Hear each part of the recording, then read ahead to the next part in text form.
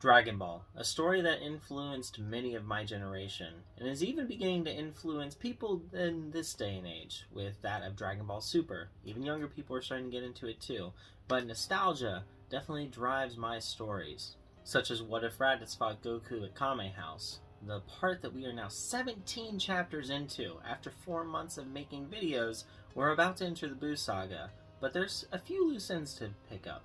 Before I go any further, if you are new to this channel, please check out the first chapter of this series right now. And also, don't forget to subscribe. It definitely helps the channel out immensely. In our last part, we had an epic conclusion to what was a completely original arc titled King Cold's Revenge. It was called King Cold's Revenge because King Cold was coming to avenge his son, because he hadn't appeared with Frieza on Earth during the Android Saga like he did in the original series. In this iteration, Cooler went golden and ended up fighting Gogeta. And in addition to that, the heaters were off in the distance, both Gas and Granola getting their potentials unlocked and fighting to the death. Gas was victorious, but he was injured, and the likes of the heaters and Cooler escaped in order to fight again another day. As the Dragon Team celebrated, it turned out Granola's body was still there by Capsule Corp. How's this going to affect the Dragon Team? Let's find out. The Dragon Team is all congregated at Goku's house. They are celebrating, however, Bulma receives a communication. Bulma, I must request your assistance. It was Android 16 on the radio with Bulma, letting her know of the situation around Capsule Corporation. Quickly, the Dragon Team picked up and they all headed there together. Upon arrival, many of the Dragon Team were in shock at what they saw. However, Goku and Gohan both recognized this person. It was someone that was about to face against people that were obviously on King Cold and Cooler's side. So, this must be a good guy, right? They knew what they had to do. However, Earth's Dragon Balls were going to be inert for about another year. So, they came up with a backup plan pretty easily. Goku decided to head to New Namek using instant transmission, taking Granola with him and planning to make the wish there. Gohan decided that he was also going to head to Yardrat for a little bit. It had been a while since he had visited his master, Pabara, and he decided he wanted to take some people with him in order to train a little bit. Now that Goku was back, the competition was even fiercer than ever, so some people really wanted to gain some new techniques, Piccolo included. He was actually a little torn between going to New Namek and going to Planet Yardrat, but he decided instant transmission was something that he was long overdue to learn. Vegeta and Raditz decided they would both stay behind. They have kids that they need to watch. They don't have time to train on Yardrat right now. However, they thought about potentially doing it in the future and being able to bring their kids with them when they were older. So with that, Krillin decided to accompany Goku so that he wouldn't be alone, and the teams headed out. To get to New Namek, they had locked onto Elder Mori's signature, and when they arrived, he was ecstatic to see them. However, his joy was brought to sorrow really quickly when he saw a body laying before them as well. They explained the situation without hesitation. Elder Mori agreed to go gather the Dragon Balls so they can make their wish. As that was going on, Gohan had arrived to Planet Yardrat with Piccolo, and he was really excited to introduce his two masters to each other, Master Pabara and Mr. Piccolo. Pabara was really excited to train a Namekian. This person was already really in tune with a couple of their techniques. Although it was done differently, it was a similar nature, and being someone as focused as Piccolo, he could definitely get some gains. But back on Earth, Vegeta was thinking long and hard about something. That body that he saw, it was kind of familiar. He couldn't quite pinpoint it, but he knew for sure that he had come across that species that he was before. That distinct green hair. When he opened his eyes and saw what they were, it sparked something in him, but he couldn't quite place it. However, on New Namek, the Dragon Balls had been gathered, and Porunga was summoned. Now, Porunga had 3 wishes that he could make, but they only needed the one for now, and they wished for Granola to be brought back to life. His eyes opened, and he darted back up. He never expected that he was going to be on his feet again. He thought for sure that he had died on Earth. Wait, he wasn't on Earth anymore. He was confused. But his eyes went upward and he saw Porunga. It was another dragon. It wasn't the one that he had seen wished on a little bit ago, but this had to be one that he could wish to. He screamed out, wishing for Gas to be dead. But there was no response. Porunga just continued to hover there in silence. Porunga only listens to Namekians speak. Who is this Gas, and why do you want him to be dead? Granola spun around to see who was speaking to him, and he saw an elderly Namekian. The confusion just continued to grow. He looked around a little more and saw multiple Namekians, and a couple of what looked like humans. Gas is the person that killed me. I'm just trying to get answers and figure out what's going on here. Why am I here? We brought you here to wish you back with the Dragon Balls.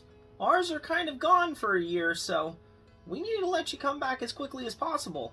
We kind of have some questions to ask, too. I'm a bounty hunter, but my first goal in life was to kill Frieza, and the Saiyans, too, for destroying my homeworld.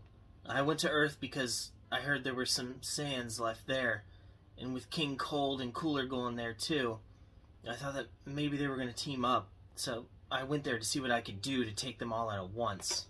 But it turns out the Heaters, the people I've been working for, they were siding with them all along. Or at least, I think. It looked like they were pursuing their own interests, but I just can't stand the way that they were going about it. So I fought Gas. He's the strongest one they've got, and now he's just getting stronger and stronger every minute from that wish. Right, that wish. What was the wish that they asked for? They asked for Gas's potential to be unlocked, and I shoehorned my way into it as well, but it looks like my potential isn't even close to what his is. I managed to get a few hits in, but he took me out. Now I remember, I did die, didn't I? And you guys brought me back. Thanks for that, I suppose. Whoa, hold on. Can we back up a few steps? What's this about Saiyans destroying your world? I'm a Saiyan. I don't remember destroying your world. Goku, you idiot! Why? You're a Saiyan? What? You don't have that tail like they're supposed to have. Granola's fists clenched. He was becoming pretty angry at the sight of a Saiyan. Even if it didn't look like one initially to him. Well, if he said that he was one, then why would he be lying? He put himself into a battle stance, but the elder Namekian near him spoke up again. Hold on now, son. I can see into your mind a little bit. I know that you know a Namekian, and you see that he is an honest individual. I would hope that you trust I am as well, and I want to speak on the behalf of this Saiyan, Goku, an honorable individual. An honorable individual? He's part of a race that killed everyone I knew and loved. He killed everyone. My mother, all of them. I understand the Saiyan race is what did this to you. However, Goku was not brought up like that. He was not brought up on planet Vegeta. That planet, as you know, was destroyed decades ago. He would have been a mere toddler at the time. I've seen Saiyan cruelty firsthand. I had an entire village here slaughtered by the one known as Vegeta, and although he does appear to have started to change his ways, it still does not stop the memories that I hold. I know Saiyan cruelty, and he is not like them. Goku is an individual that sparks inspiration and wants to help those who are not powerful enough to help themselves. I need you to trust that so we can calm down and have a conversation about what to do next. I am sure Moneto is waiting for you. Moneto. You do know his name. Yeah. I guess the Namekians do know how to read minds a little bit, don't they? Alright. I'll hear you all out.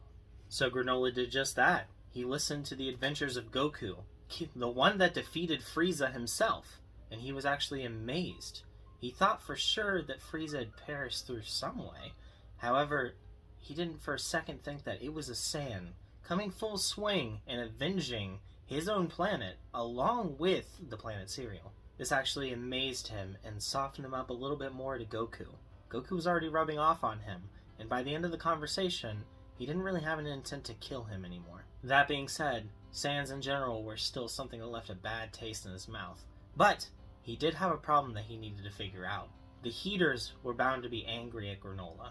Even though they perceive him to be dead, they were probably going to want some sort of revenge. Which means Moneto, his life is in danger, and they can't just stay on planet Cereal forever. Gas is a stronger individual than him, so if he came knocking and Granola was there, he still wouldn't be able to defend his elderly friend. But the Elder Mori was ecstatic to see Granola have a change of heart, that he was willing to listen and appreciated the opinions of a Namekian. So, he made a suggestion to him that he go and gather Minato and bring him back, and the two of them together could stay on New Namek until they have the power to do another move. And Granola reluctantly accepted. However, he didn't have a ship to get there. Goku decided that he would step up and help out though, and reluctantly, Granola agreed. And while this all was happening, the Heaters were indeed making their way to Planet Cereal as quickly as they possibly could. Goku started feeling around for a Namekian signature on another planet, and eventually, he locked onto it. Well, hold on, Goku. I'm coming with you too. Krillin, this is going to be really dangerous if the Heaters show up. That gas guy. I bet he's really powerful. Are you sure you want to stand up to him with me? Well, look, I'm kind of thinking about retiring from martial arts. I've got a kid coming, and I think that it's time for me to step back and really focus on her. Yeah, it's going to be a daughter. Well, I think that I could do at least one last thing with you. Alright? I've been sidelined long enough. I felt like I didn't really get to do much. Well, I got to slice Cell in half, but aside from that, I feel like I haven't been a real force to be reckoned with in a long time. So, I think I've got your back at least one more time, Goku. For old time's sake. I love having you by my side, Krillin. Alright, the three of us are going to go together. Krillin put his hand onto Goku's shoulder. Granola did the same, and the three of them instant transmission to Minato's location. And they arrived, just as the Heaters showed up as well. And that's where we're going to be leaving things for right now. So what do you think? The Heaters are arriving, and Gas grows stronger by the minute. His potential is being unlocked in the same sense as Guru unlocked potential back during the Namek Saga. You see, in the events of Dragon Ball Super, it does in fact show that it is a gradual process as they're getting used to this new power that they have. So Gas has had a little bit of time to travel to Planet Cereal and heal up, and who knows, he could be much more powerful than he was during his time on Earth. Goku's there, and he has the power to go Super Saiyan 2. Krillin's there as well, and you can bet he's got some tricks up his sleeve. Gas doesn't know a thing about him, and the worst thing that you could possibly do is go into a fight with Krillin without knowing a single thing about his moves. And Granola's no pushover either, so this should be an interesting encounter. So I hope you guys are looking forward to it. Leave a comment below on what you thought of this part. I tried my best to have the energy to do it all, but I'll be honest, I was still a little bit tired when I made this one, so I hope it turns out just fine.